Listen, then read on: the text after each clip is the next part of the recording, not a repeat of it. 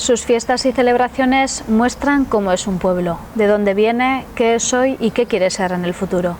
Y diría que las Madalenas, durante esos 5 días que duran, condensan muy bien lo que es este pueblo. Somos un pueblo vivo, solidario, participativo y creativo que aprovecha todas las oportunidades para mostrarse tal cual es.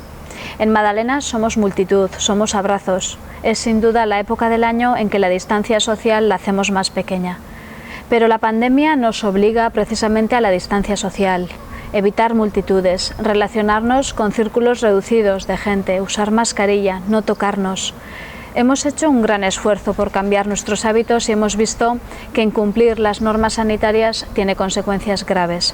Hasta ahora hemos afrontado la situación de manera ejemplar, de manera conjunta, cuidándonos y con mucha responsabilidad. Debemos seguir haciéndolo. La decisión conjunta de la Corporación Municipal y la Comisión de Fiestas de suspender las Madalenas también responden a esa misma lógica. Tanto en estas fechas de Madalenas como en general, estas próximas semanas de verano, nos toca seguir cuidándonos, de nosotras y nosotros mismos y de quienes nos rodean. Quienes nos rodean no solamente son nuestras amistades y familiares, también lo son quienes trabajan en los bares, en los comercios, conduciendo el transporte público y gente de tantas otras profesiones que trabajan para atendernos en este contexto tan difícil. Quiero pediros expresamente que les cuidemos.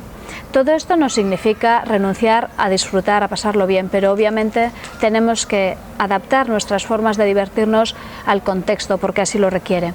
No tengo ninguna duda de que acertaremos a disfrutar cuidándonos y sobre todo cuidémonos para que las Madalenas del año que viene sean mejores.